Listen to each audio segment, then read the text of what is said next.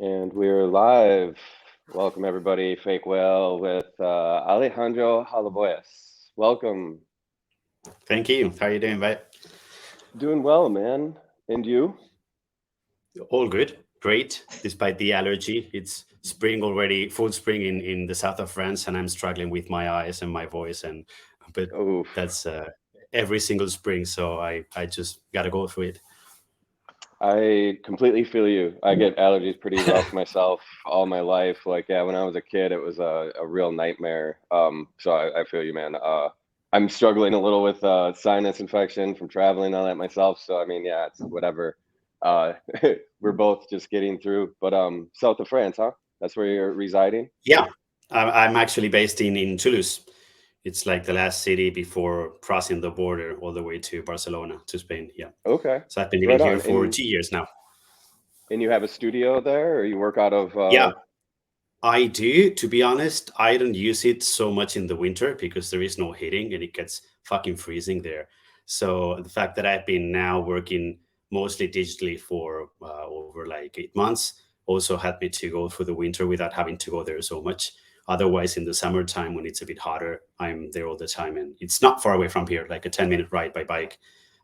Because my apartment, my studio is like very small, so I really needed like another space for creating art and storing all the analog canvases that I don't sell, but I still paint. So I totally get that, man. Totally understand. That's really cool. I totally understand the not going there in winter too. I've had the same situation. I lived in Minneapolis for many years, in the middle of like America, and it gets really cold in the winter, really hot in the summer, but the winters would be brutal. But I would live in those spaces sometimes too, where it was like they're not cut out for living, and yeah, so yeah, the studio struggle of an artist is real, and it never really changes. Like no matter what, right, it's just like a studio is going to be a studio, and you almost want it like that. Like if it's too comfortable, it's not really a studio right, studio. and Yeah. and then you want a place that you can really mess around and dirt and Yeah, which like is if it's very difficult to find sometimes, where the landlord yeah, will be like, "Yes, it's cool that the walls are destroyed and the floors are full of paint." yeah. Right. So in mine I've got like skiing equipment, like I don't know how you call them in English, but these boots you use after you ski, and skiing pants and stuff like that, so I Okay, can work in the like winter skiing, because like it you're gets talking like, yeah, okay. yeah, like skiing, like gear to work in my studio in the winter. But still, like after Oh, four I or five see. hours, my feet are freezing and I need to leave. So you cannot really work like a full 12, 14 hour like day at the studio during the winter because it's fucking like really freezing. So I hear that. I hear that. Well, so just 2 years in France, you said. Where were you before? So before that, I was for a little while in Mallorca, in my hometown, but I had been living before 6 years in Finland and 1 year in Berlin. And before that, I went Okay. to film school in Barcelona. So I did my undergrad and my master's in Barcelona. I think it was like from 2004 until 2011. I was living there. Is it film and academics that brought you around to living in such, a bunch of different places like that? It sounds like you traveled around a little bit. Yeah, not really. Actually, it's been like love. Every time I moved to a different country, it was because I had a boyfriend from that country, and then I thought like, Fantastic. yeah, I don't have any reason to stay here, so this is a great way to discover the world, That's and dope. yeah, that's No, also it what really brought me is. here to France. So That's amazing. I actually have a lot of experience with like long distance relationships too. I've always, I wouldn't say thrived. I was going to say thrived. I haven't thrived in any relationship ever, but um, long distance has always been the ones that I gravitate towards. I think I just romanticize like the long distance thing, and honestly, because I'm not good in relationships, having them far away for a long time is good for me. yeah, But not to get into that, I wanna like that's a really good intro though into like your practice because it seems like you make work kind of a lot about that. And something I also wanted to talk a lot about in this was sci-fi, and then yeah, I'm just gonna say the one other that these were the three intros. It was like love, sci-fi, and then ultra photography because that's not really a term that I hear a lot. I hear like post photography and yeah. Gan Brood and I were talking about something similar to like ultra photography, but it was like something else, post photography, something blah blah blah. So one of these I three think, topics, let's dive in. Which one should we go with? Love, since we started with oh, that one. we can, How about that's the sci-fi? easier one. So whatever you want, it's fine. I mean, Okay, ultra photography then. So like, these are the three pillars of your work that I just see. So let's just start with ultra photography. yeah. Define ultra photography a little bit, and then we can see how love and sci-fi tie into that practice. I think might be the best way. Great. So that's actually a term coined by Fernando Gomez de la Cuesta. He's a pretty established curator in Spain who works mostly around these You said theses. a curator, right? Yeah, exactly. He's called Fernando. And he's been working since his PhD on this topic, this idea of photography emancipating from any function that it was assumed to have before. So he talks about ultraphotography as the same that happened to painting when photography arose, right?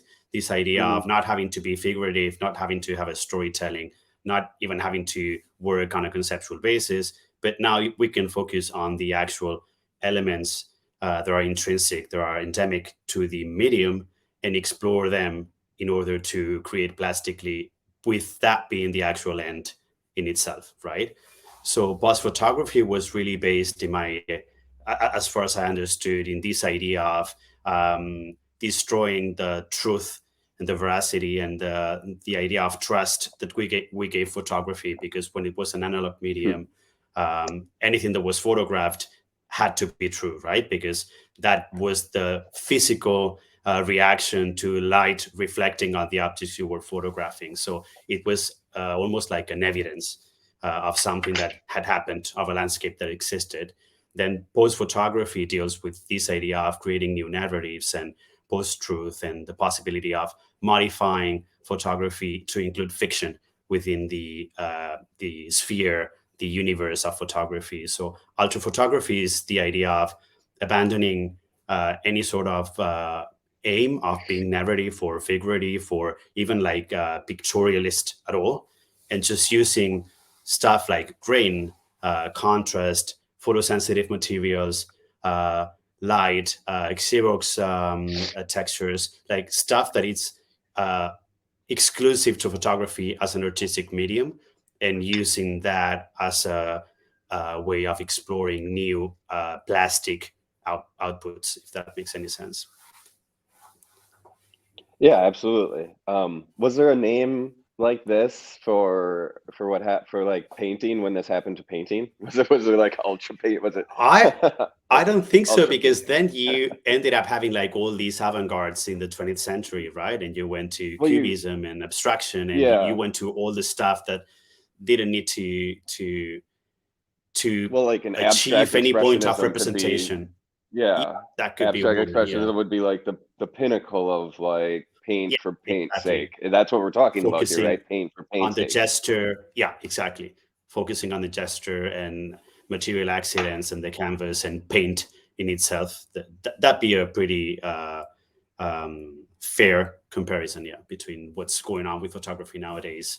Once we've gone through the phase of assuming that photography can also be digital, what's after that? That's photography just exploring like its own mechanisms per se, yeah, for the sake of making art. Which is really interesting to yeah, like what to even define them. What are the things that are intrinsic to photography or that are latent to photography only? Like, and then you were saying grain. You even said contrast, which was interesting. Like how like you, but I understand what you mean by it. Grain, and then Xerox was an interesting one because I was like, but that's not photography, but it is. It is fucking Yeah, in photography. a That's way. scanners are cameras. Yeah. Scanners are cameras. Like a Xerox machine is a camera essentially. So I'm especially It interested in the aesthetics of scanners in my work. That's something I explore a lot, maybe because I'm a kid from the 80s, and I, grew up in the 90s, and that was like a cool thing to do photocopies of, the notes of your yeah. friends or things you liked, and photocopying books as a way of not having to buy them. And that's like it's very visually appealing to me, and that's something I really enjoy, like, exploring and working with. So Yeah, I hate nostalgia. Like I refuse to acknowledge that I have like I'm a nostalgic person at all. But like I am very attracted to Xerox and grain Xerox, like all that kind of stuff. And I love scanners too. The term scannerology is something I came across, maybe a decade ago almost or so. Have you heard that term Mm. before?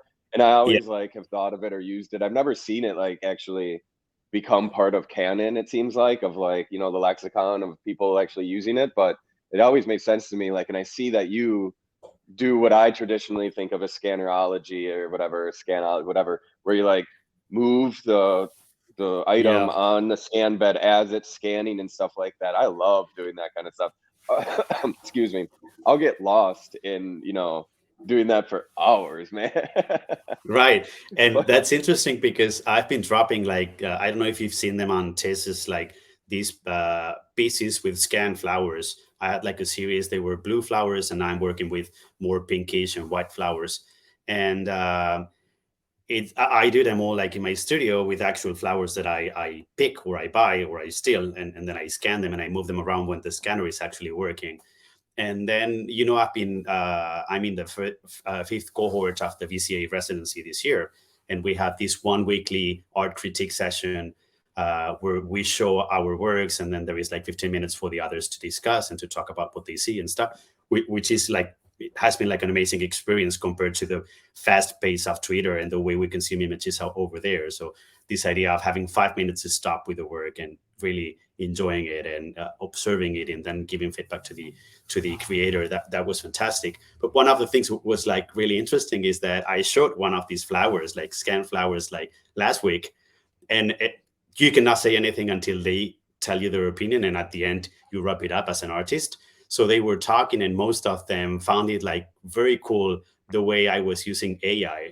And there is no AI at all in those works. It's scanners, and I was just moving the actual subject when the scanner was moving. And it's interesting to see like how people see through their own glasses what reality, and interpret it in a different way, because they were all seeing like the output of Mid Journey or DALI 2 or something like this in those pieces, and those are completely analog. They are, I don't even use like glitch or liquify for those pieces. It's like the movement you get from really pulling the flowers over the glass of the scanner when it's actually scanning. So absolutely. And yeah, I have seen those pieces and I identified them immediately because I've done that practice and for into various effects too. I've used it in ways where you can't even tell that's what I did, and sometimes it's very obvious, and sometimes, but that's funny about the AI thing. That brings up like yeah, let's go there for a second. Because that happens to me all the time lately. I even have I'm gonna leak the pages soon, the page soon. I'm in my new book where mhm. it was months ago that somebody commented on one of my pieces on Instagram actually. This is dope. It looks like AI imagery. And I commented back. I'm like, I think you mean to say that AI imagery looks like mine, but that's the it's the same phenomenon. And it's so funny to me, like that's like because people are so into AI now or so fascinated with it that they just think everything's AI. And it's funny. It's like we've been making images that look like this shit for fucking decades. Like it's not, Yeah. and it's so in to me. And I was just talking with somebody else about this, and I think Ganbrud and I even talked about it. But like a mid-journey output isn't art. It's just that's an output of like an algorithm. It's Mhm. not. It's just, and it looks like it to me. Like there isn't a single. I don't think an output single, and I mean like something that it just shot out of mid-journey or whatever, just in not edited or modified after, has fooled me or not to fool me, but like I've been like, yeah, that's amazing, and then find out later it's AI. It hasn't happened. But anyways, not to get off topic, but like, what is your take on this phenomenon, and where does AI exist within this realm of ultra photography? Because I mean, shit tons of photography are in there as well as painting, though. Like, what is like Yeah. AI is probably no. I mean, I don't want to give my opinion, I guess, right? But yeah, what just your take on that? Like, what? How does it make you feel when somebody's like, "Oh, it's cool AI work," and you're like, "It's not. Like, it's not at all." Like that. To me, it's like offensive in a way. I mean, I'm not offended by it, but it's like offensive that that's where we are right now. but I think this is going to be a short-lived period. But anyways, Yeah, please. I think the tool is actually fascinating, and the capacity of the tool is impressive. I've been working extensively with that, and in the beginning, you get this kind of like fascination that you just work with outputs because they look good, but you're not really doing much to them. It's just like because the tool is so powerful and so new that it somehow gets flashy and gimmicky enough that gets you. But then I think it's a highly useful tool, and I've got like plenty of friends in the space working with it in many different ways. Not necessarily like minting the straight output of the software, but using it to create textures and materials to then collage and do paintings, or just working around a concept that would be like too expensive to execute as an editorial, like photography, like a photo shoot. So you work on the concept and you're able to execute like a prototype or a project, a mock-up almost like of the project, so a client or the people can actually see what you mean about your pitch. And there is plenty of applications of the tool. Absolutely, as a tool, yes.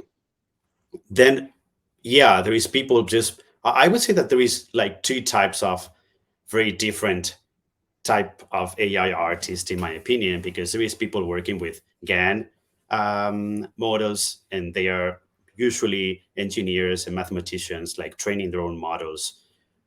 Those people, in my opinion, they can, in a way, use straight outputs because they've been feeding the whole system themselves, and then they've been creating the monster. And the piece of art is not just the output, but it's almost like a performative uh, work. I mean, it's from the moment they started like coding that model and training it, in the way they created and selected like the images they decided to fit to the model in order to reach a certain output in the future. That whole process, which is very I don't know how you say it in English, but it requires like a lot of work. Um, uh, that's Intensive. very yeah, it's very intensive. It's admirable in my opinion, because I'm not a coder, and to me it sounds like something fucking complicated, and I really look up to those people. Then there is other people using like clip models, which are pre-trained and they are open source, like Midjourney or DALI 2. Those actually do not learn when you work with them, because they've been already pre-trained by the company that launched them. So you just like get outputs on a model that you didn't train, and based on whatever that company fitted them. And then in that sense, just getting outputs and minting them feels sometimes like it's not enough to. I think it's a huge difference between an AI artist using Clip versus using GAN, who trains their own models, even though they both call themselves AI artists. Anyway, I'm not Absolutely. interested in this idea of being an AI artist, because I think that's a bit like the scratching the surface. I mean, I consider myself like a visual artist, and in the last project I used AI, but before I used collage, 100%. and in the future I will make a movie if I can one day, and I want to self-publish a book, and it's the same for me. It's just a creative process, and I don't want to call myself like filmmaker, collage artist, AI artist every 2 months, because I'm changing the project. So at the end, those are just mediums, and what matters is the concept and the creative process. And I don't want the tool to condition to determine my identity as an artist, because that's very limiting, I think. 100%. Like, tool doesn't define the artist. And I've used certain AI for various stages and projects so far as well, as a tool. But I was more so, I guess, like what we're saying with the mid journey thing. Not even the minting, whatever the fuck. But where does a mid journey output land in the scale of ultra photography? Would you say, is it even on the scale or no? Well, that I cannot tell. But well, my last show with with actually the creator who coined the term was all using like AI photography, and Yeah, he I mean, if the considered it to output be looks like photography, is it auto considered? photography. But I think just because it was reflecting on the nature of photography as an element that we as viewers trust, and then when you are reflecting on these, the nature of the medium itself, even though it's been produced by an AI tool, you're still talking about photography from that prisma, if that makes any sense. But I mean, yeah, this is complicated. I feel like if you're using AI to make something that looks like photography, but it's not actually photography, is it ultra photography, or is that like AI art that looks like photography? Or could you call it, or like, I because if you painted something that looks photorealistic, is that ultra photography, or is that painting? I don't know. I don't think it's such photography. Yeah, but then so But why would AI output be, you know? yeah, unless you're trying to reflect, right, or to investigate a certain aspect of the medium of photography and what are the pillars that people Hmm. understand to be intrinsic to that medium, even though you're making it It's from a different interesting. medium. But yeah, Yeah. I agree that it's like highly complicated, and I Well, all don't these really terms and understand it. definitions, yeah. I always try to Yeah. prod at them, I didn't mean to get complicated with that, but something else that ties in with the AI kind of conversation, um, but it's not directly just AI, it's just part of that dialogue as well, is copyright within this idea. So like copyright within the idea of ultra photography, because within ultra photography, it seems, or not even seems, part of ultra photography should be at least taking photography, taking elements, or like Yeah. like, and so like where do you stand, or where do you think we are, maybe even, I guess my bigger question is like, where are we as a society in allowing artists to take photography, as much as we want? We already have fair use. I actually don't know what ended up with that Andy Warhol case recently. Are you familiar with what was happening there? No, not with the last one.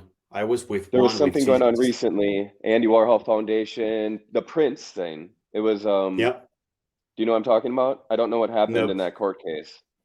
Well, no, no idea. it was Prince was or blah, sorry. Warhol was commissioned to do something for someone. Sorry, I can't remember the people, like Rolling Stone, I don't know. Hmm.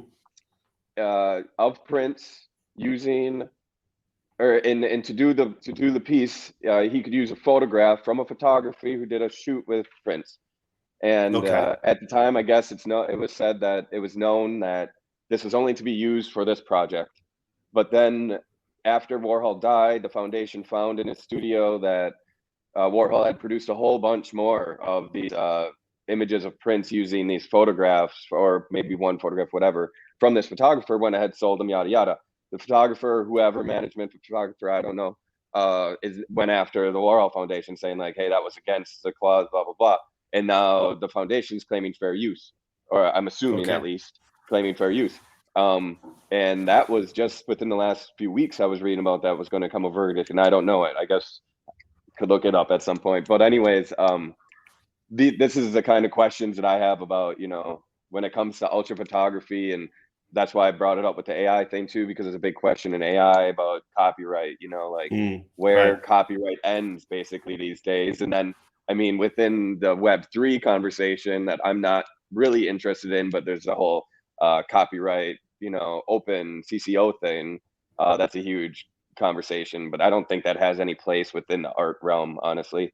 Um, Yeah. unless it's used conceptually for that reason. But Right. anyways, the idea of using existing photography within this realm of ultra photography, are you just like completely like we should be able to use any photograph we want in any way, or do you have some sort of self limits, or where do you stand? I don't know where my boundaries really are. I do know that I am rather flexible in this regard, more than other people are, in the sense that I understand like postmodern like culture as being like a huge, mashup of reference, and I think that especially like pop art in the 60s really opened the door to using like any sort of images understood as something being popular and iconic and a part of a culture as something that we can all use, even though you do not own the rights of that image. And I truly feel that way. It's not that I have like a very strong like intellectual discourse articulated over these, and that I have like really specific boundaries set up for myself, but I do tend to use like uh, screen captures from films I'm watching and stuff from magazines I read, and I take photographs of things that are photographs already in the street, and I use it. And I'm a deep believer that I should be allowed to use all those stimuli and inputs I get from my everyday life in order to create and to reuse those images, and I'm fine with that. Then I know that legally it's a different situation, and you get these huge foundations trying to preserve the rights and the profits of the body of work of a certain dead artist that will go after anybody, even if you're not trying to make money with it. But I think that belongs to a different debate. I'm not so much interested in that. I do use photographs and freeze frames from films all the time, and I'm fine with that. Then I understand that, especially with clip models, it's complicated because you use like the AI tool without knowing really what the source images are and who's the owner of those images. If you train your own model, you know that because you have access to that information. If you just use like Midjourney or DALL-E 2, you just like create outputs and you never know how similar to the original source, if any, they are, and whether you're violating the will of the actual creator of that image or not. I'm fine with that. I mean, I'm fine with people using my images as well for their purposes, even if I don't list them as CO or open source or anything. So uh, I'm rather open and lax with regard to using that. What's your take on that as a collage artist? I can Oh, imagine I what's your mean, take, but I'm full anarchist, full on anarchy. Like nothing. Like I'll when it comes to me, I'll take whatever I want. When it comes to anybody else, I don't know. But for me, I can do it. yeah. I'm kind of joking, but I feel like that has to be the attitude of the artist. Like you're make your own rules, do whatever you feel is right. But as far as Yeah. am I going to go after other people for using my shit? I don't. I already don't. I get it. I get it all the time. You know, I have shit in my inbox right now. Oh, they're using your shit. I mean, even as far as to like use my shit to and using it ads and marketing for shit, like to sell beer recently was one. And like I got emails from people, and then I got emails from the beer company like, oh fuck, we didn't even know, like are the designer still, can we do something? And I'm just like, yo, this is even too much work for me to give a fuck. Like just, stop it, I guess. But like leave it, like I don't even have the energy or bandwidth that I'm gonna even write back, like, that's where I'm Yeah. at with it all. So it's just been happening to me for so long that if I see somebody making a haul, like making $1 million off my work, it's gonna be a different feeling, obviously. But Yeah. Right. but as far as like, I don't know, it just I can't be bothered really, and like so like I just try to pay it forward that way because I'm the same way where I just take shit. If I have the inspiration, I feel like nothing should get in the way of the Yeah. inspiration, law even. That's my take. But I wanted to ask you if there's a difference between photography and other forms of art, such as painting or even ultraphy or collage, where you're doing something photographed. If photography exists within a different realm than art, where artists should be able to use photography, even if you're not allowed to take somebody else's painting and use it for something, but you should be able to use photography because to me at least, there's this idea that photography doesn't exist or doesn't belong to anybody. It's a moment in time, you Mm. know. And if it's of a person, then of course we know that it belongs to the photographer. But in essence, who does it really belong to? Because it's of the likeness of somebody else, or even if it's of a building, whose building is that? The moment, Hmm. like, and if it's of nature, it's the way the sun's hitting, all these things. What makes it yours? And also this stems off of something that I've read, because Richard Prince gets in this all the time. He's always getting sued and shit for taking photographs and using them and stuff. Uh and Jerry Saltz, during one of the most recent, years ago, I guess, not the most recent, Richard Prince court case, said simply on Twitter, artists use materials, photographs are materials. It was something like that, either that or backward. Photographs are materials, artists use materials. But it is basically, he was equating photographs to material, to me, to paint, basically, you know? Yeah. But do you know what I mean? Do you feel that photography Yeah, exists in a different realm of you, like we should be able to use it because of that or something?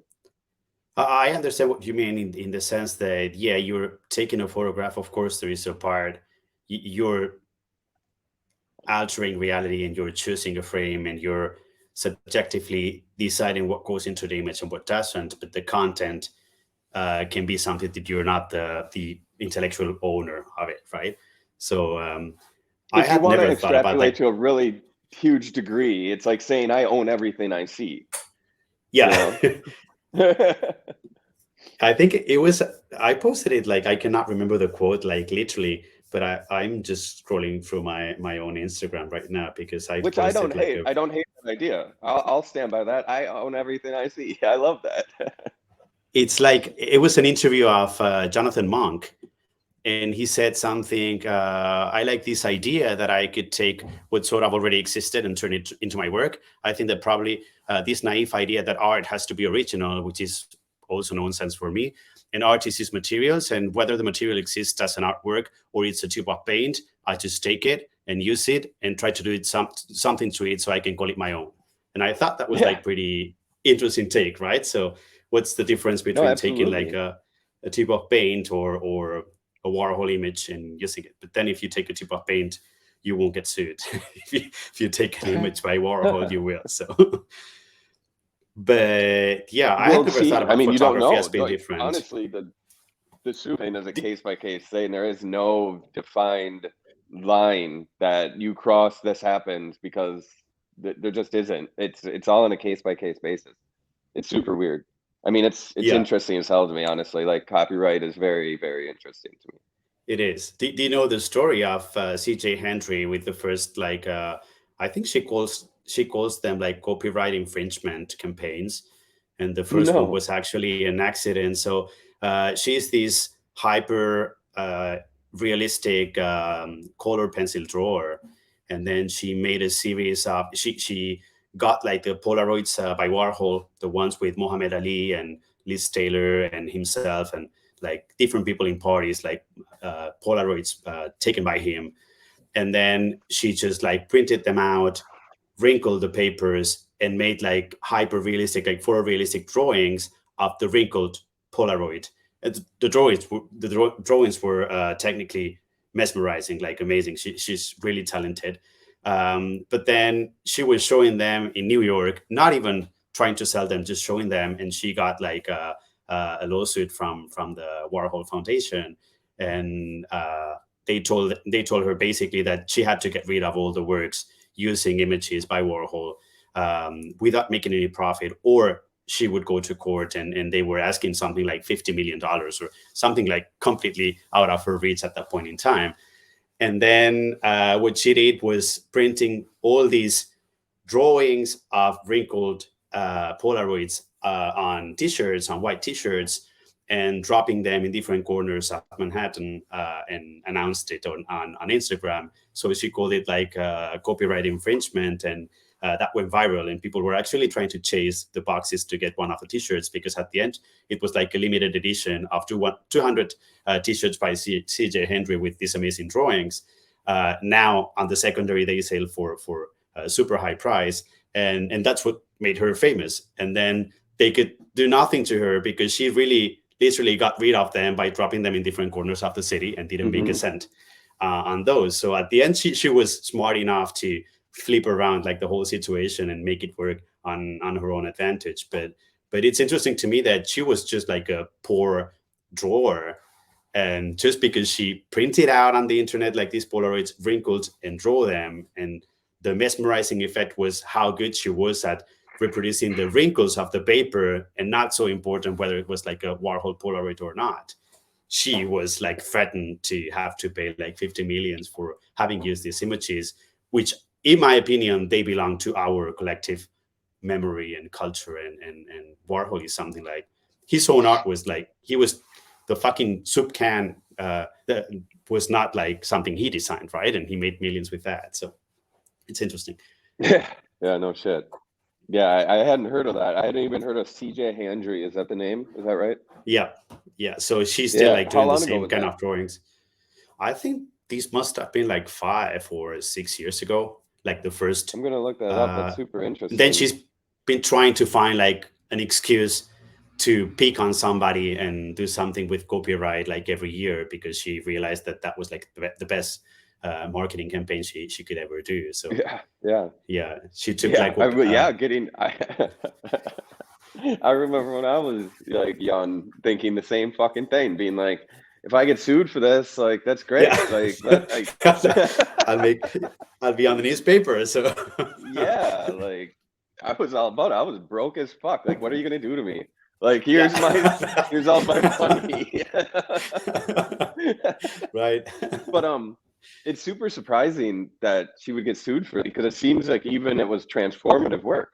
You know, Yeah. like doubly transformative. Like that's crazy. Like, I mean, yeah, I mean, I guess she could have fought it. She could have taken it to court, got a lawyer, claimed fair use, maybe won. Who knows? Yeah.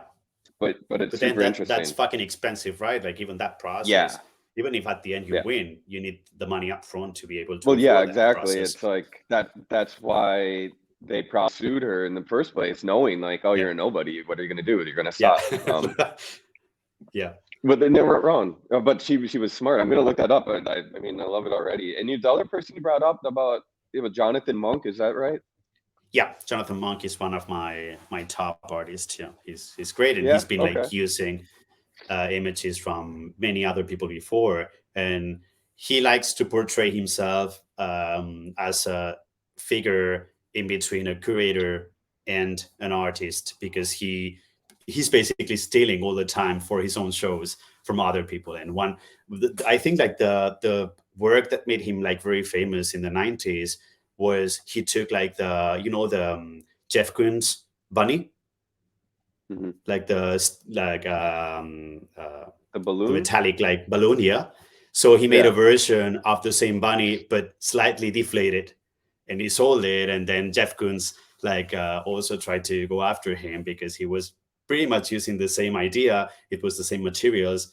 It was easily identifiable as being a Jeff Koons, but just like instead of being pristine, perfect, inflated, it was slightly kind of like deflated. So he's been working on this idea of stealing images that are iconic and that we identify in order to make new versions of artworks. Yeah, Jonathan Monk did that Coons piece. yeah, yeah, yeah. I mean, I love it. And so did Coons go? You said Coons went after him. I think they went after him, but then nothing happened at the end. Yeah, Yeah, I mean I love it. This idea that you just brought up, like I guess Jonathan Monk had said about this curator and artist. That's a distinction that is blurred heavily in the music world already. mm. You know, like I feel like art in many ways is ahead of music and behind music, in some respects, both ways. And I always have that proxy because I'm friends with a lot of musicians. I'm, co-own a record label, shit like that. So I'm always comparing the industry.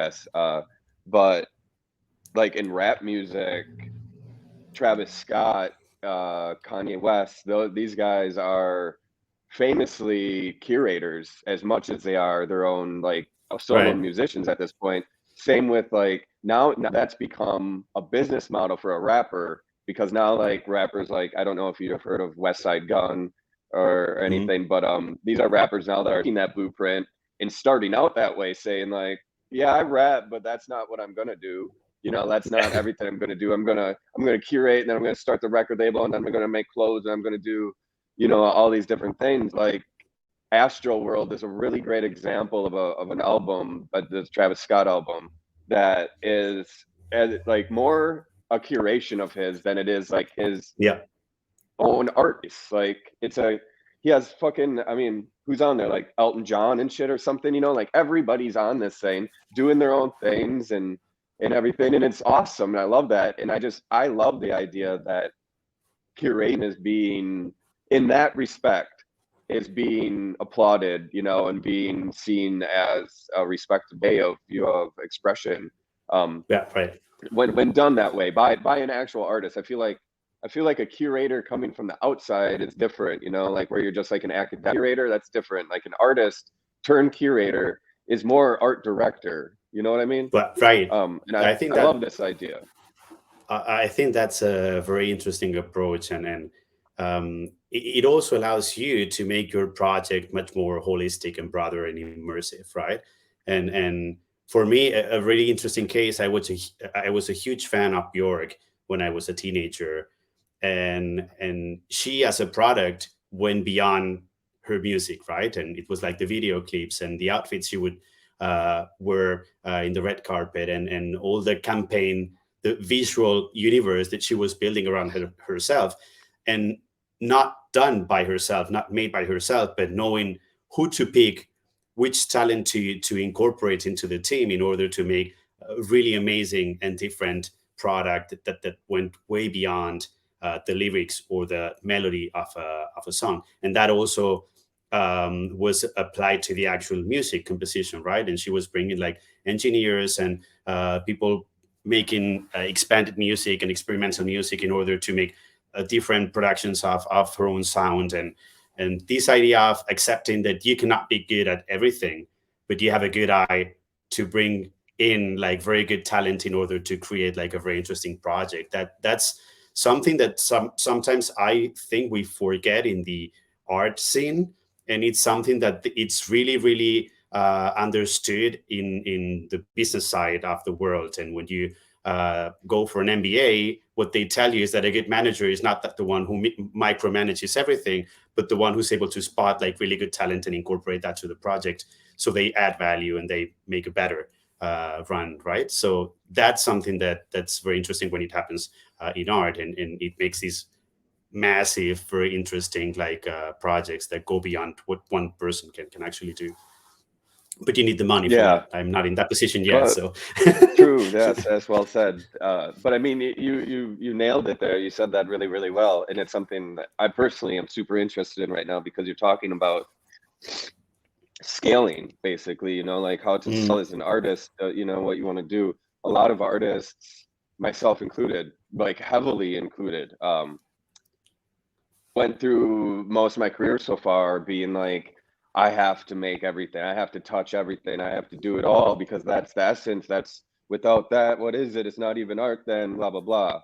yeah, And just recently am I realizing that where I want to go and what I want to do, uh I can't do it by myself. I can do it right. here, but I can't. And so I'm working at and scaling and delegating, and Bjork was such a great example, because she's Mm, such a good curator, to the extent where when you're a good curator like that, or an art director, it really is. I mean, everything does feel like yours, like it, like yeah, even if right. you didn't make it, like her world is unreal, and she's still building it.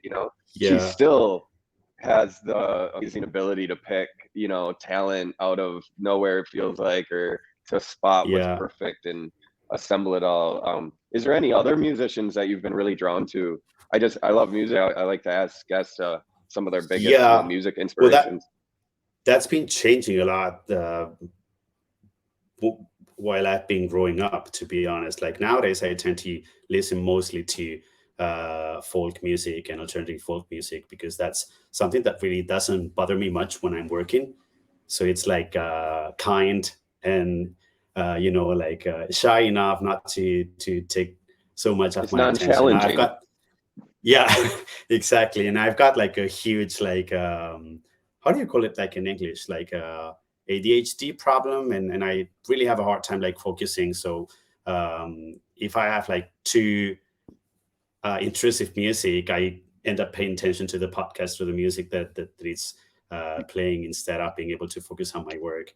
But yeah, I think that my taste is very eclectic. When I was a teenager, I was like heavily into Bjork and Radiohead and Death Cab for Cutie, and more of a indie rock alternative scene, because that's what we got in Barcelona, and that was that was what most festivals were programming back in the day, in the beginning, in the early 2000s.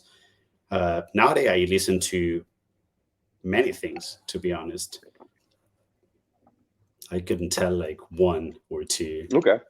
But folk, huh? I've never gotten into folk. But Yeah, I'm sure it's different, honestly, though, like folk here versus yeah. I'm talking more about like indie Nordic folk. So it's more okay, kind of yeah. like a mix in between folk and electronic music, and Interesting. it's not country music, Yeah, as yeah, yeah. I in feel yeah. exactly. Yeah, yeah, I got you.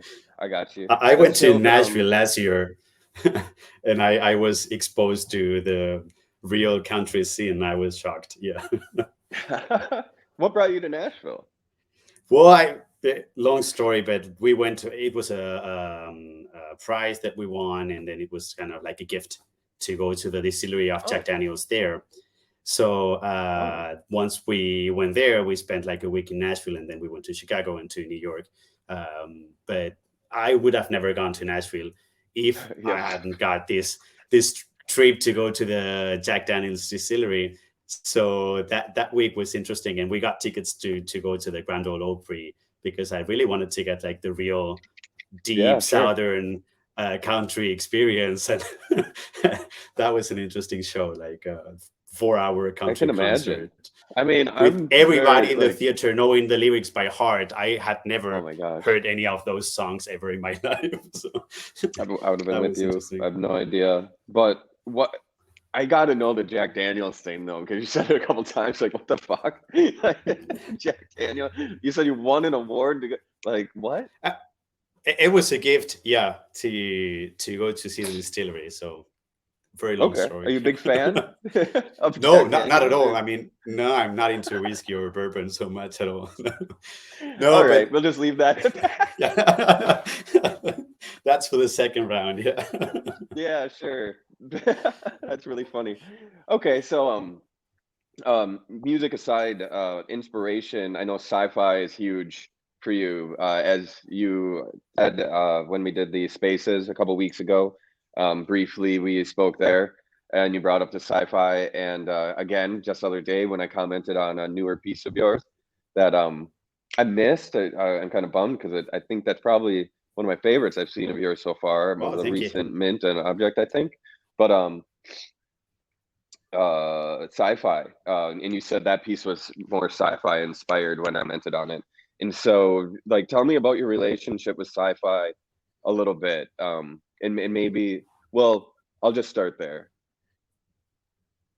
Yeah. So, well, I love films in general, and since I'm a kid, I've been like watching films in a very compulsive way. As a teenager, I didn't have much of a social life, but I got like this kind of like card from the, how do you call it in English? Like video club.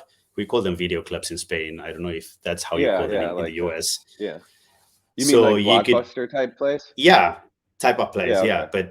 But the one in my neighborhood was more into indie, independent, Yeah, artsy okay. movies, which was great. So I would go after school or after high school, like every afternoon, to pick one DVD to watch a movie. But I would get like these really weird stares from the clerks there, because they were movies not really meant to be seen by a kid or by a teenager.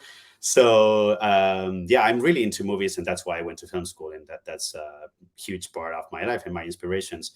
What's interesting is that science fiction didn't seem to be something um, serious or interesting enough, neither in the art scene in Spain nor in film school. Because when I went to film school, if you would be using reference like French directors or European directors who made like extremely slow contemplative movies about very deep issues. That was well seen, as you had a voice, you had something to tell. But science fiction and action in general would be seen as something like too commercial, uninteresting, too easy, too quick to pop.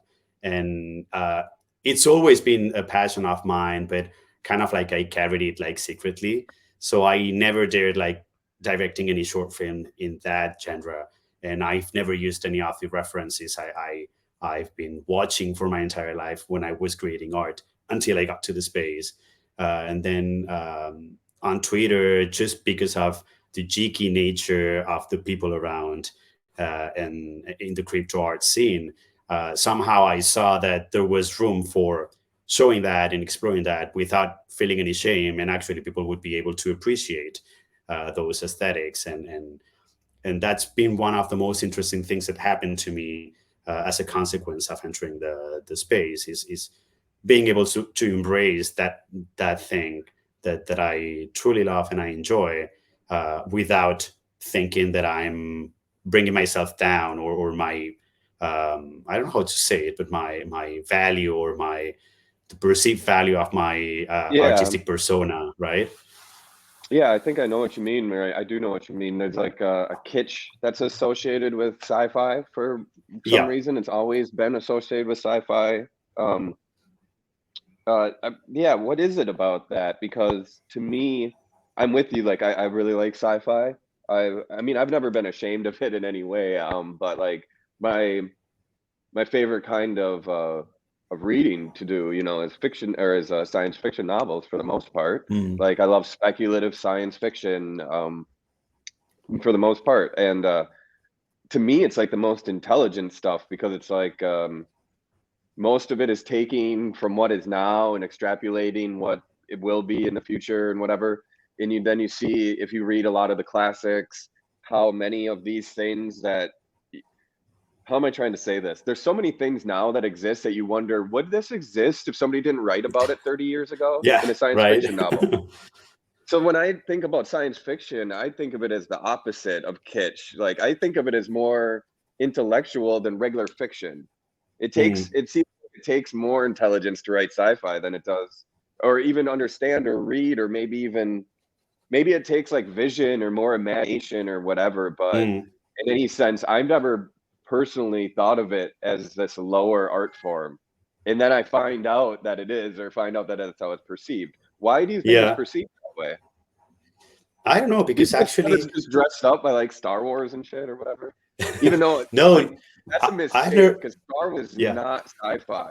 Star Wars is no, not it's a sci-fi. mashup of thousand genres. Yeah, And it's like fantasy it's more than it is sci-fi. It's not well, the sci-fi. structure is actually a western. It's actually a There you western go. happening in the Yeah, yeah. space. That was the premise of the pitch of the movie, right? It's like, let's make a fucking western that happens, that's interplanetary. So that was the inceptional idea. So I don't know why it's always been looked down. Then there is huge masters like that have made like sci-fi movies, not being that their main genre. And I'm talking about like 2001 by Kubrick, or Solaris by Tarkovsky. I mean, it's not something that's been ignored by huge That's masters true. in That's the true. history of film, but it's something that in general is not perceived as being as eloquent or snob. I don't know. But to be Well, honest, it's from next to the comic books. It's yeah, next to maybe. like you know. But to be honest, as a matter of storytelling and writing, script writing, it is much more complicated than any other genre, in the sense that Hmm. not just you need to present your character and the conflict, and what's the issue and what's the arc that character needs the journey that needs to do in order to accomplish the final goal, which would be like a normal narrative structure for a movie. But you also need to build the set of rules that will dominate and rule that universe, and you wouldn't have to do that in the same time if that was a feature film that happened in a more realistic environment. You don't need to do that with comedy. You don't need to do that with drama, but you do need to spend some time into developing how that universe will operate. Is there gravity or not? Do cars fly or drive? Hmm. Right, and you need to set up like a whole different paradigm, to the point that the viewer gets in there, buys those rules, understand them, and can start like judging the story based on that new set of rules. That it's not the conventional way in which reality works, right? So it takes a lot of time. As you said, you need to be fucking smart to make it properly and to make it work well. And still, it's not looked as one of the major. I don't know, but if you go to film festivals like Cannes or Berlin, I'm sure that if you check, not that many sci-fi movies have won the Palme d'Or in the last 50 years, right? So Hmm. so it's been ignored or deemed as something like minor for some reason. I don't know why. What do you think? Oh, I have no idea. Yeah, I mean, it's yeah, it's like the comic book thing. I think people just associate like imagination with things that aren't real, and then into like Yeah. fanciful thought, and that's kid shit or whatever. I don't know. It probably, but um, what was I gonna say about it? Well, I know I wanted to ask you what about like books and stuff. Well, I was going to say that when you are thrown into this new paradigm and you quickly get into it, that there's such satisfaction as a viewer and reader, Right.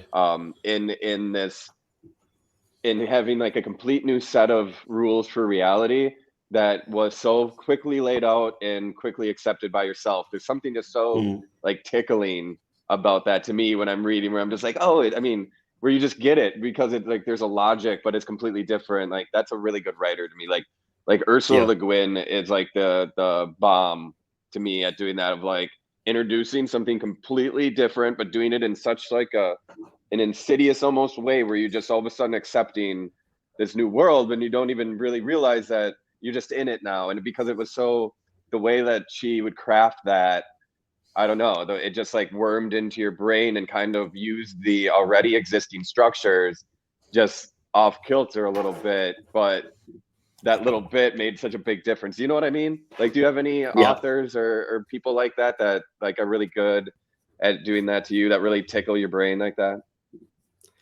Boy, I couldn't tell. Um, Not even in movies. I'm really bad at remembering names Yeah. anyway. Well, And what are some of your uh, favorite books or movies in the science fiction realm in general? well, I Do think you like that Stalker since a lot? yeah, I think that Blade Runner was like a huge Mm. mind changer for me as a teenager, and I love the second part. How do you call it in English like this? It's like a sequel or a second part, or The sequel, yeah. um, yeah, The Blade Runner um, 2049, is that the one you're talking about? yeah. Well, I'm talking about the original one. That was a movie that I watched like 1,000 times as a Yes. Yeah, yeah. teenager. But then I also love like the new one The was sequel, fantastic. yeah. Like I found it, yeah, like amazing. Then something like more contemporary, like as an adult, I think Arrival was a Oh, movie that bro, really wow. That's changed. crazy. I was literally just thinking that as yeah, That that's such really a, made an impact, yeah. and it's one of my favorite like contemporary, like modern movies The way that for sure. Mm, they go into language, and like that's one that really like gets in your brain a little bit too, because it has this like, yeah, this logic to it or something or whatever. But yeah, yeah, I've seen those formations in my fucking dreams. Like I love that movie. yeah. Like That movie is fantastic. Yeah. Then have you seen the they last? I sorry, I didn't Go mean to ahead. interrupt, but like I think I remember the last time I watched it, I think I looked up, like I did Google research on like how they came up with those. Have you done that? Those, No. and like it, I believe, man, if I'm mistaken, I'm sorry, everybody listening, and I sound like an idiot, but I'm pretty sure that they actually worked with like a linguist to come up with the like whatever language of the aliens in that movie. Like that was actually something that was developed, not just like a random blah, here's a symbol that we can use. That it was actually Yeah. like they created the language or something. I found it fascinating. Anyways, Well, the movie if is you haven't seen fascinating, and Arrival, everybody, it's amazing. But you yeah, also brought up the same director now twice, Villeneuve, right? Because you yeah. like I the second think Blade Runner, and he did Arrival too. He's the yeah, shit. Dune, like the new Dune, was fantastic as well. He's fucking good. Yeah, that's the Yeah, same guy. Yeah, the new Dune. I mean, visually, it yeah. was. Yeah, I mean, that movie is interesting. But my He's favorite got movie of like his is Enemy. Have you seen Enemy? yeah, Enemy is I don't fantastic, know if that's and sci-fi or not, but it's fucking weird. And yeah, the spider element of it obviously is kind of a big part. That was completely not part of it. He just decided to throw that in there for no reason, he said. I love that. He was Yeah, like, I don't know, we just did that. and I was a It huge wasn't in the fan when it book or the came out script or whatever. of Sicario as well. Like I Oh found it like a yeah. fantastic And I mean, movie. since we're Yeah, just naming off his movies, Prisoners is amazing too. If you haven't seen yeah, Prisoners, that's Prisoners a really good. holy shit. That's a oof, that's But I think he's badass. got It like a ends very nails the ending. rare capacity that it's not so common to find in any arts, but also in movies, which is the capacity of working with atmosphere as the major thing. That's Yep. something that Boom. it's very obvious when you watch like a David Lynch movie, right? It's not Yep. about the plot; it's about the atmosphere and that uncanniness and eeriness that the director is capable of generating. And he's got that talent that it's very weird in today's movies, and you can almost I cut through totally that. vibe.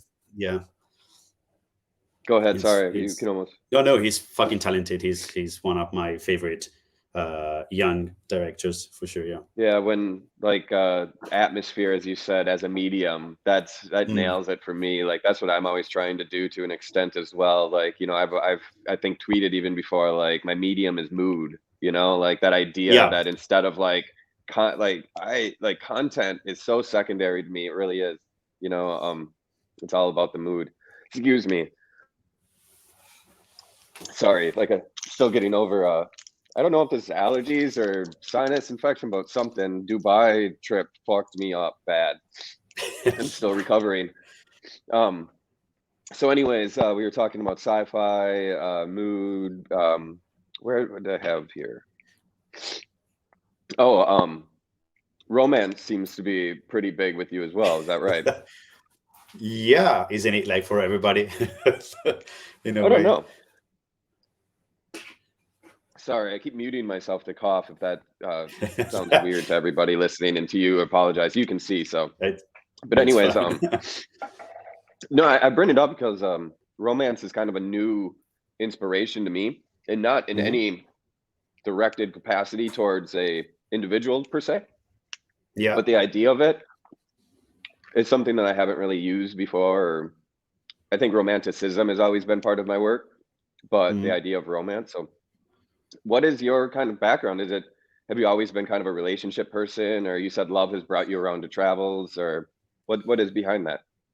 Not really. I've had like three, like I would call them like relationships in my life. It's not that I've been always like in couple, and but yeah, I mean, one thing is certain is that whenever I've fallen in love, that was like the major motor or drive of my life in that moment in time. So then, of course, that first 1 year and a half goes quickly, and you enter different phases. But yeah, that's something that's been very important for me, and it's something that really moves me as well when I'm watching movies or watching art and consuming art. That's a subject that I can really easily relate to.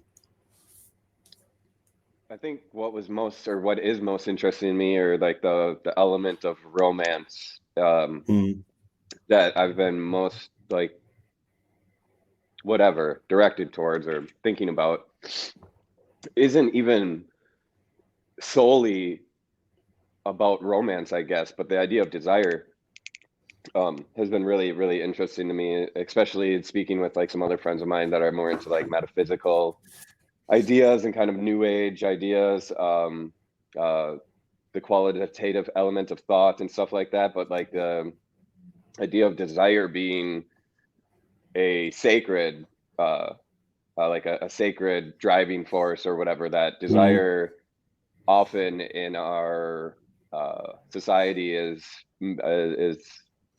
we're supposed to like push it down, a lot of our desires or whatever, and this idea of like flipping that and being like, no, desires are kind of sacred, and we're meant to follow these things, and or that these feelings are here for a reason, and they should guide us, mm. towards our true calling. Is that something that is interesting to you at all? Do you find yourself spiritual at all? I've been like most of my life. I thought I was agnostic or um, at least I would call myself agnostic when I was younger. Is that a word in English, agnostic? Yeah, okay. Absolutely. Do you mean just like Okay. you left room for the possibility? Yeah, but not really truly believing actively in anything, right? Yeah. So I went to Catholic school until the age of 18.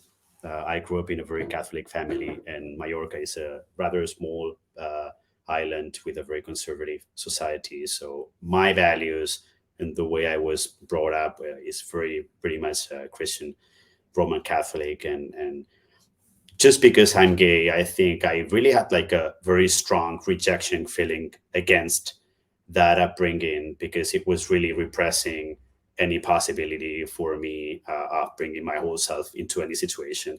And coming out came hand in hand to with moving to Barcelona and starting from scratch with different friends and no family around and going to a liberal college so I could just be gay from one day to the other without nobody questioning me, right? So I think I went through that phase of negating my hometown and its culture, which is something highly linked with religion for a very long time. But I've reconciled myself with that along the years. And I would say that my artistic practice and the creative process is my way of experiencing spirituality in my life. I do feel that's connected to something that I cannot really fully explain, at least not in a rational way.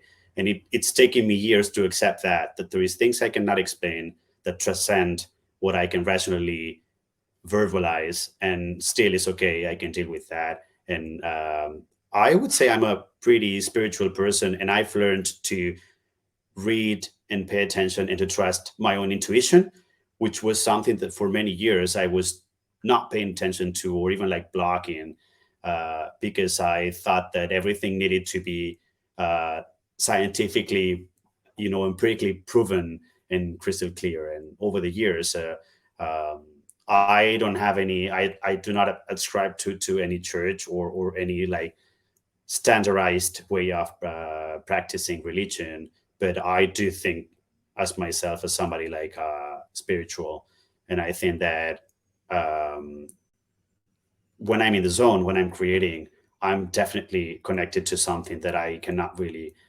explain, and that goes beyond what's in our dimension, like that's tangible and touchable and what we can see, if that makes any sense. Well, of course, absolutely, 100%.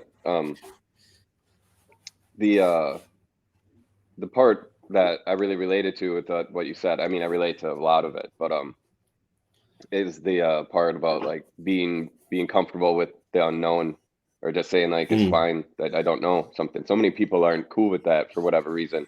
Um, I had a hard time coming to it as well. Excuse me. But there's so much freedom in that. Like it opens you up. Do you find that as well? mm, Like that, like once you say like, oh, I don't need to know everything, and that's fine that I don't know the answer to this or that, and never going to, or probably shouldn't, or don't need to, or whatever. mm. How much room that leaves for like everything else, when you're less Yeah. concerned about that. Because like even, and I just had this conversation with Sky actually, but about like the difference between atheism and agnosticism, whereas like Mm, atheists are in essence, this has been said so many times, but in essence, it's like being that certain is like almost the same as believing in God. It's like you're certain of God. mm, You're that certain it doesn't exist. It's like, what's the difference? It's a belief. That like now you believe fully in something still, mm. even though it's a Right. negative, doesn't mean that, do you know what I mean? Mm. So Yeah, yeah. when you're just like, I don't know, this is so much more freeing because you don't have to defend anything. You know what I Mm. mean? And there is so Do you many find things that? that we cannot really explain. And yeah, I agree with you. And I think that being atheist goes beyond being assertive, and it enters like the sphere of being almost like arrogant, because your opinion Yeah. now it's excluding any other opinion from being right according to your own vision, right? So that's a dangerous like terrain. I was But joking with him saying that I want, what's the opposite of an atheist? Like act like I believe in everything. How about that? All of them. Every single thing that somebody's ever said about what may or may not be, I believe it, all of it. Which is then he would. I think his point then was like, and that's the same as believing in nothing. And I'm like, exactly. But Like, now, now this made me think like I went like some weeks ago, 3 4 weeks ago, there was Arco, like the contemporary art fair in Madrid in Spain, like the big one. And I went there for a week, and I remember like this conversation with the curator. We know each other, but we've never worked together. And he asked me like, what are you working on lately? And I told him like, well, I'm actually pretty inside the whole like crypto art NFT scene, and I'm really busy with projects creating digital art for that realm right now. And his response was like, well, I don't believe in NFTs. And I thought, it's not a matter of believing or not. I mean, what do you mean? yeah, NFT as a technology is a reality. I mean, you can believe whatever you want, that exists. exactly. So Like it doesn't need your belief, you know. exactly. Like, no, but I loved like the sentence, like, no, I don't believe in NFTs. Okay, well, okay, good for you. Yeah, belief is such a great word. Like, okay, like, Yeah. um, something else you brought up in a little bit ago was your sexuality. You know, I wouldn't Mhm. normally just bring it up, but since you touched on it, and it's seems to be also somewhat, I don't want to say a pillar because I don't want to put that out there, but I know a Mhm. lot of your work does deal with your sexuality. Mhm. I'm sure, as you said, growing up in a religious town and stuff, as did I. Um, I know what that's like. So it did it. Do you think that highlighted your sexuality more so than it would have if you were born in a city? Do you think that sexuality became a subject of your work because almost by not even your choice, it was highlighted in your life as like this thing or this subject to be uh Mhm. what is it, excavated or explored in your work? Yeah, I mean, for sure, it changed like my own relationship with my own sexuality. That's for sure, and put like an amount of guilt for many years on my shoulders that I wouldn't have experienced if I grew up in a more liberal, Yeah, I nurturing don't mean to environment in interrupt. that regard. Did you go to like what was your relationship with like the, was it Catholicism or Christianity Yeah, or Catholicism. what Yeah. was your relationship with it? Was your family part of the church? Was it Yeah, my family is, and then I went to a Catholic school, so that was a okay? part of the Same. That's why actual I was program. wondering. I went to So Catholic school for a yeah, long time as well. Okay, I just want similarities. Okay, go ahead. yeah. So yeah, that has completely changed the way I approached like sexuality, desire, pleasure, and guilt for sure. At least during my teenage years and the beginning of my 20s, for sure. Then I have to reprogram my brain in order to relearn how to have a healthier relationship with my own identity. And sometimes that's harder than the adversity you find in others towards you when you come out, right? So in my case, I have to say that I've been like extremely lucky. I've never felt any sort of rejection from my family or my friends. Everybody was fine, but the fear I had before coming out was like way beyond what I actually encountered. It was like disproportionate, and that's because of the homophobia that was embedded in that social context. So I cannot tell like many explicit situations in which I learned that, but that's obvious that there was something there that didn't let me say openly that I was gay and be fine with it, because that's something that was not right and should not be told and should be completely hidden. So yeah, that's interesting, because I think I don't consider my work to be like too gay, in the sense that I don't deal explicitly with activism or with queer topics and stuff like that. Of course, there is my identity transcends my persona and shows in my work, and in that regard I'm gay, and then you'll see gay things in my work, but it's not activist LGBTQ work in that sense. But what's interesting to me is that it's completely shaped the way I interact with the world and the way I bodily behave and the way I dress and the way in the opposite way. I mean, for many years, for me, it was very important not to look effeminate and not to dress in the way I would have liked to. And at the end of the years, you end up with this kind of like post skater look in the late 30s that does not reflect my actual hobbies, because it's in a way I think is safe for me unconsciously to present myself as a straight person in society. So I don't have to deal with sexuality from the beginning because I can just be a person, and that will come up later on in the conversation without being too obvious.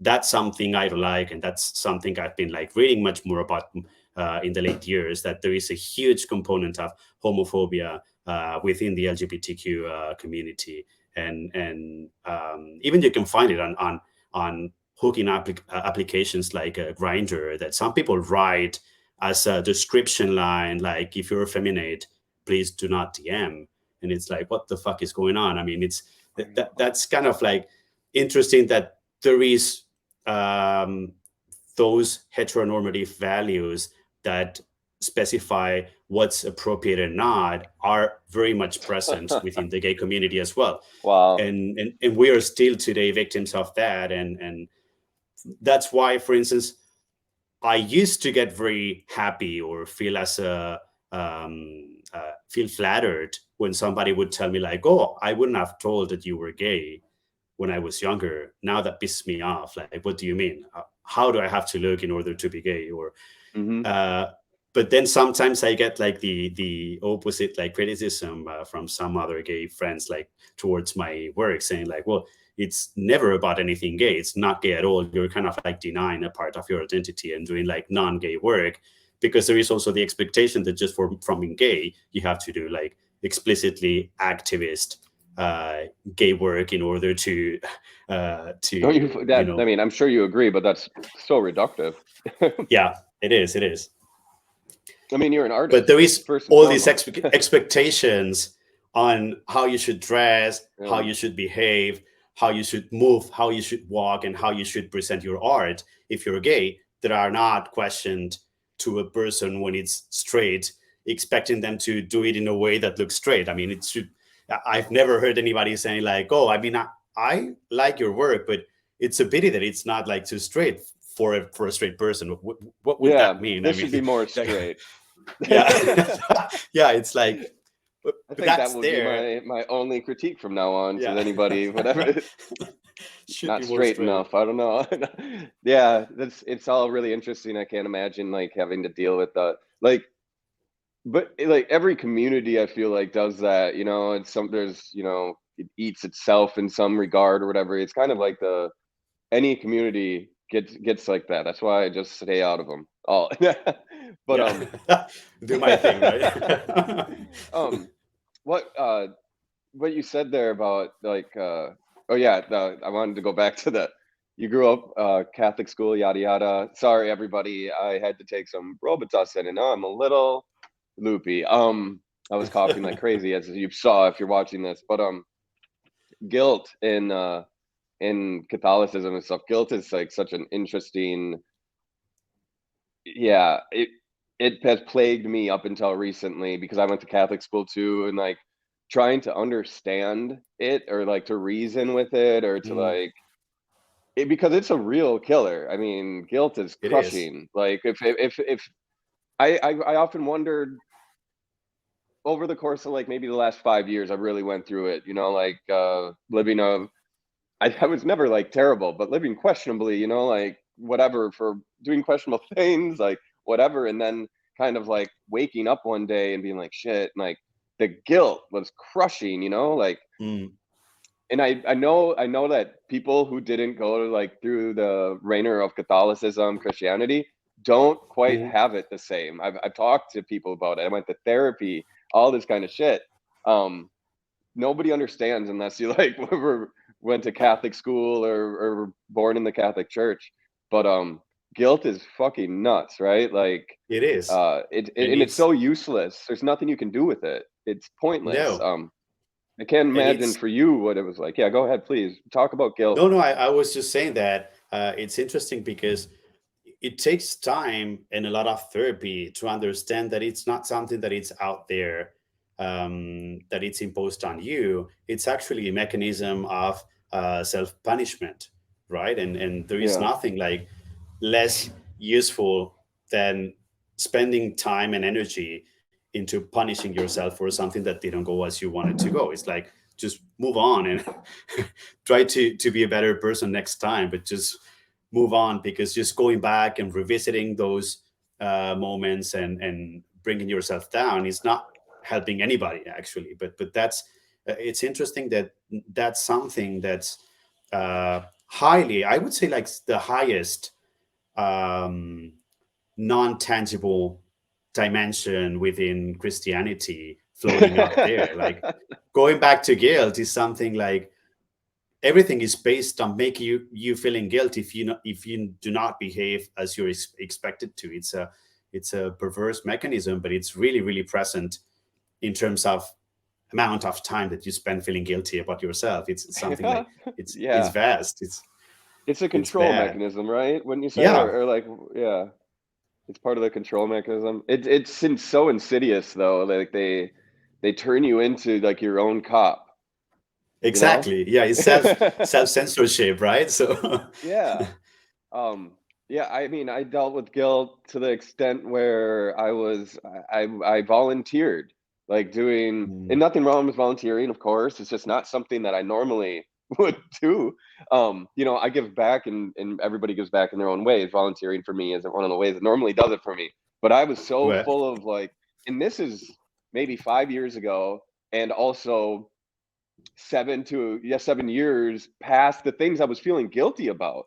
mm, Things I was feeling guilty about were so far in the past, and it came out later in my life when I started to get my shit together. All these things started. It was so wild, but it felt like a force of nature. Like guilt was, like it was mm. implanted in me at some point. Do you know what I mean at all? This like, because I Absolutely. And sometimes okay, when I have a shitty day or I've gone through a shitty situation at work or with a personal relationship or something that I don't feel really proud of that I've done, and sometimes life just puts you in situations that you need to choose between A or B, and none of them are like really good, and you would love to choose another option, but you don't have the choice.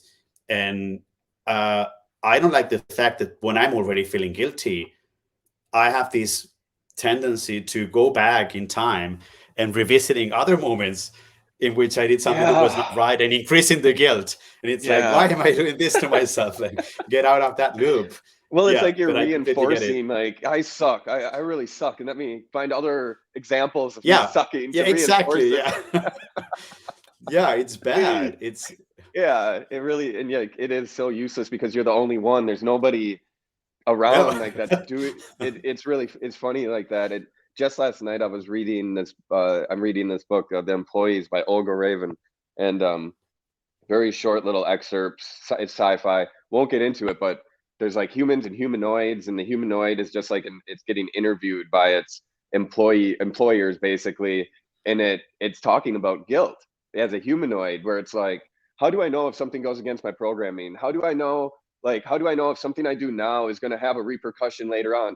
When we don't know if something that I do now is going to affect later until later. Like, who wrote the rules? Who can I talk to? Who do I apologize to? I think it ends with, they're like, who do I apologize to? Can I write them a letter? And it was like, totally, this is as a humanoid, they're trying to understand its programming, but it's Yeah, completely human, the same exact thing. Like, I mean, if you feel so guilty, I mean, who do you even apologize to it, after a certain point? Like, who are you right. asking forgiveness from? Who's punishing you? It's so funny. Anyways, we a long tangent about that. Um, um, so anyways, I think we covered a lot of bases here. Uh, I would love to hear more just about specifically what you have going on in the present at this point, where you see yourself going in the future, but mostly, what are you working on? I know you're dropping here and there on objects, but do you have Mhm. any projects that are more consuming, overarching?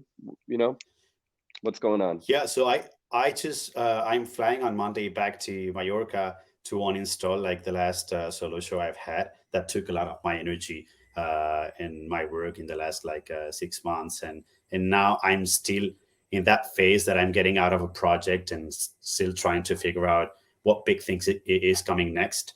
But yeah, other than uninstalling the show, I'm working in thousand smaller projects. I think I mentioned about like this idea of working on a book about the myth of Ganymede. I'm Yeah, working on that in order to create images to self publish this book, like possibly this year. I don't know when I have enough material to do so. If the you were material is talking good about enough that in the fake whale in the spaces, right? spaces, Yeah. yeah, right. So that's one of the projects. Then I do have like I would love to work on a generative Mm, project with the scam flowers and this idea of mm, creating different iterations without me being the one who picks the layers and compose the images. But then I'm not a coder. I need to find like somebody giving me a hand with that and trying to develop for me some solutions for that. That's also a big project I have ahead. And I think I told you that I started like learning JavaScript because I would oh really yeah. love to to get to try some creative coding and B5 and I'm also planning on taking a touch designer course because I have this need sometimes of including motion into my work, maybe Hmm. because of my training in film.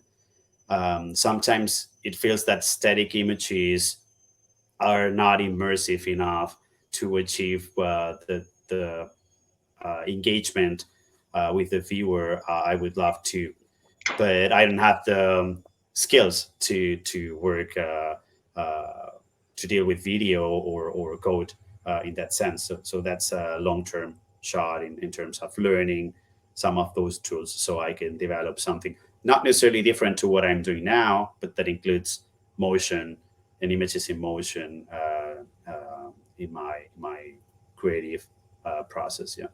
Do you still work with film a lot or much? No, not much, not at all. It's very tedious.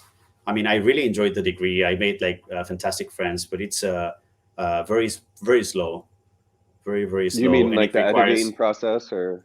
everything, like from writing to finding Hmm. fundings and producing, Well, what about just like shooting. simply shooting your own footage, random, whatever, incorporating it into your art practice?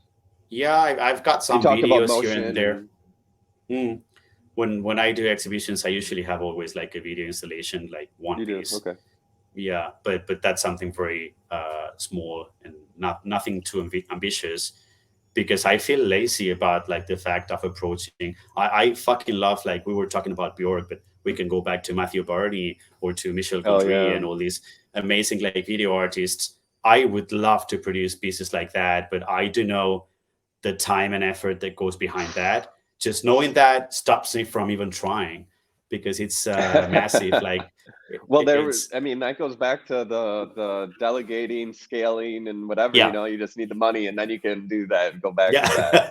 But Matthew Right. Barney is awesome. Like that's such a great example of somebody like Jesus Christ, the production of his work is insane. But I mean, It's how much insane. of it is he doing? Hardly, probably nothing. Close Yeah. to nothing. Right. Yeah. Yeah. So, We need to figure out how to get like a team of trainees working for us for free. So right, to just make us a bunch of shit for sure. yeah. And you said you're flying back soon, but you're sticking around the south of France for a while. Is that home Yeah. for Yeah. now? It's home. Yeah. I'm living here now. I'm done with the language, so I can speak it now. So I'm not planning Oh, on really? moving to a different country because I'm fucking tired of learning different languages every time I fall in love. So, I mean, well, like kudos to you for actually doing it. Like I've never been able to learn another language, unfortunately. What I wanted to ask in closing here, what's like a standard studio day for you, or just like a day in general, as a creator? Like, do you create in the morning? Do you create at night? Do you wake up, drink coffee? Do you get drunk all day and then make work at night? Like, what is your studio So practice like? I'm a heavy coffee drinker, but right now I'm drinking tea. I cannot have coffee because I've got like IBS, and then I'm within this period, this window that I need to do like a low FODMAP diet that I'm hating because I cannot eat anything. I'm really struggling and having like cravings all the time. But usually, I mean, I wake up not too early. I'm not an early person, so usually it's like 8:30, 9. I wake up, I get a shower, and go back and go to the studio, and I spend the whole day there. So I can have Okay. like up to 1.5 liters of coffee during the day working there, and I would stay most probably like longer if I wouldn't be committed to doing sports with my boyfriend at the end of the day. So usually we go at 7 or 7:30 to the gym together. He works during the whole day, so that's the moment when we see each other, and then we come back home and we have dinner. So usually from 9:30 until 7, I would spend like my whole day alone in the studio, Awesome. like Yeah, no, doing it's the stuff. dream. And lately, spending too much time on Twitter.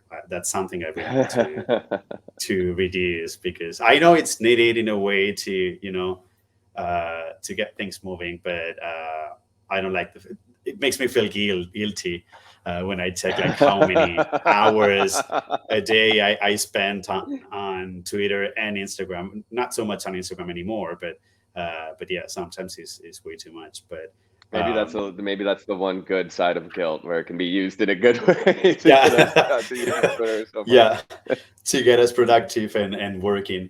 But yeah, in general, I'm very prolific. I've never had like an art block or the problem that I don't know what to do. I don't know how to proceed or what's Do next. you find I mean, your practice deals a lot with randomness almost, or kind of yeah, not even randomness, and but more just the intrinsic nature of what is happening is like kind of accepted no matter what that is.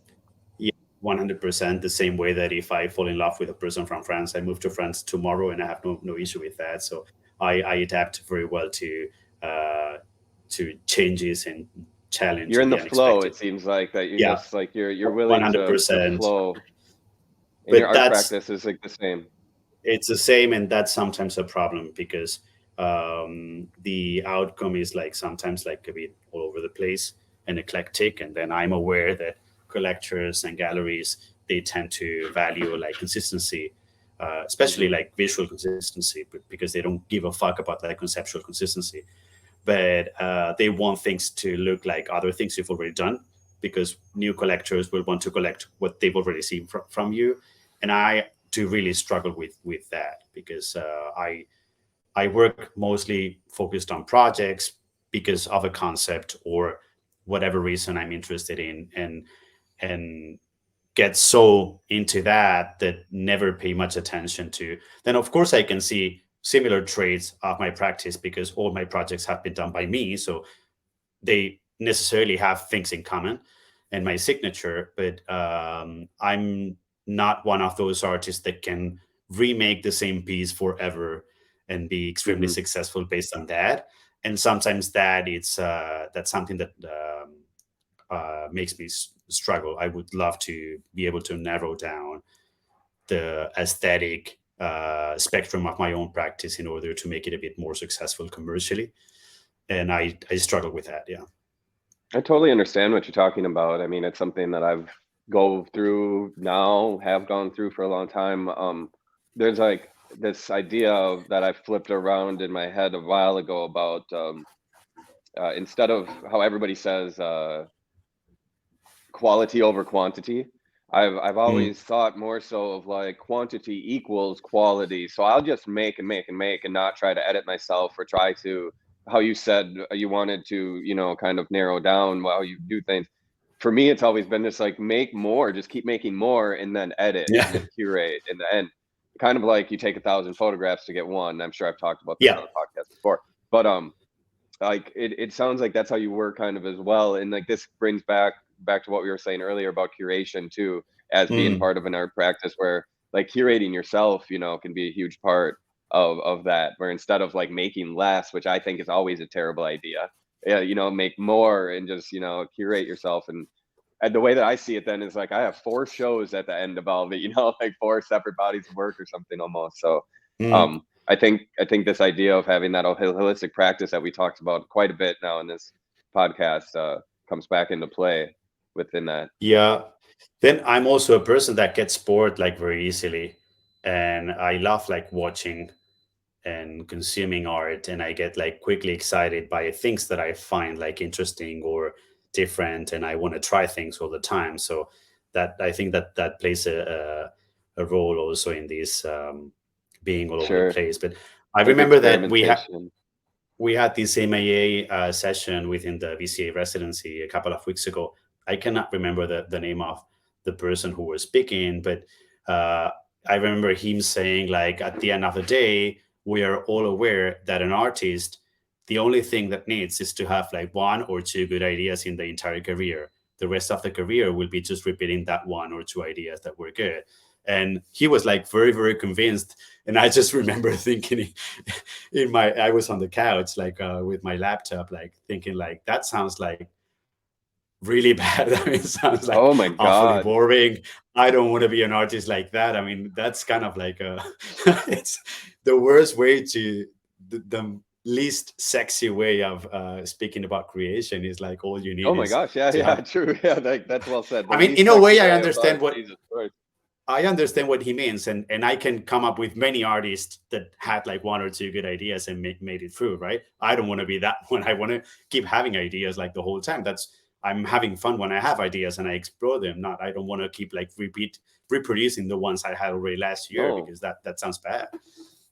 dude, I can't remember who said it. I'm sure I've said it before publicly so many times, but was it Picasso? But like that said, success is like one of the most dangerous things for an artist because once you're successful, you start trying to copy yourself, Mm. and copying yourself is death. Like trying to copy yourself is death. Um, and I feel that totally. I don't know who said that, but I mean, yeah, that's bleak. Like that's it's almost like I'm in your boat where I'm always trying to make something that I haven't seen before, or I'm always trying to entertain myself. I've actually Well, said that as like the reason why do you make so much shit? It's like I'm trying to entertain myself.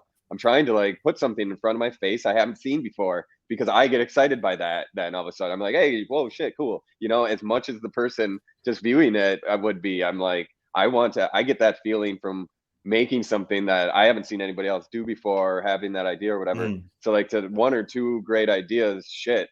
If that's all it takes, I mean, I got thousands in the bag. I'm sure you do too. Have you seen the documentary like The Price of Everything about like the contemporary Yeah. art market? And there Yes. is the story about like Larry Poons like not wanting to make like any more dots anymore, and then he screwed up like his entire career because what people wanted when he was hot and a hyped artist was like those fucking like dots. Yep. They wanted dots, That's and he was tired of doing dots. So I'm so glad you brought up that documentary. I won't say much about it, but I've tried to tell so many people since for like the last few years, since entering into this Web3 space, I've been telling yeah, like collectors and people who call themselves curators and stuff to watch this documentary because everybody was trying. Nobody seemed to really understand the traditional market. They were just saying that this was so different than the traditional market. That this is what's going to be different about this than that. And I'm like, it's the fucking same. It's the same. Like I'm yelling it. Like watch this document. Like, it's the same right. phenomenons happening in a different package with different. Anyways, not to get off topic, not to go too far over. Is there anything else that you want to promote or anything? This has been a wonderful conversation. You're Oh, very articulate, very intelligent. I really well, enjoyed talking with you. This could go thank you for the for compliments. forever. Of No, course. Is I there mean, anything you want to plug though? no, just like looking forward to keep creating and dropping things and staying connected with people in the Web3 And space and and I know and with that you're you. going I to mean, be. I've been a Well, I huge was fan going to of say I your know that you're going to be work. working with. I was just going to say I know you're going to be working some with Fake Whale a little bit in the future too. Yes, So well, yeah. everybody pay attention, keep tuned because we got some changes coming up and we're growing in some cool ways and Alejandro will play a New role projects. with us. But what were you going to say here? Sorry. No, just saying that it was like interesting to get to talk to you and to have a conversation because I remember like during the pandemic, I was here like in the first lockdown in France, and I used to go for a walk listening to a podcast, and it was usually like an episode of RDC Coded. And I remember you being into it like a couple of times then and even taking over and doing some episodes yourself. Yep. And it's funny that some years later we were talking that moment. That's amazing. I had no Yeah, it's idea. great. Yeah, That's yeah, yeah. really cool to hear. I'm glad you were listening. Yeah, if anybody wants to listen, my good friend Yoshino does a podcast called Artist Decoded that I've been on quite a few times, hosted a few Wow. episodes as well. Yeah, you can check that out. That's on Spotify. It's all over the place. Yeah, Artist Decoded. But yeah, that's cool to hear that you were listening. highly recommended. I really enjoyed like all the episodes a lot. It was like a great company during the shitty lockdown. So Thanks, man. That's really cool to hear. Well, everybody, make sure to follow Alejandro on Twitter. I know you're on Instagram. I'm sure you can subscribe somewhere and everything. And until next time, thank you, everybody, for tuning in. Have a good one. Cheers. thank you. Cheers.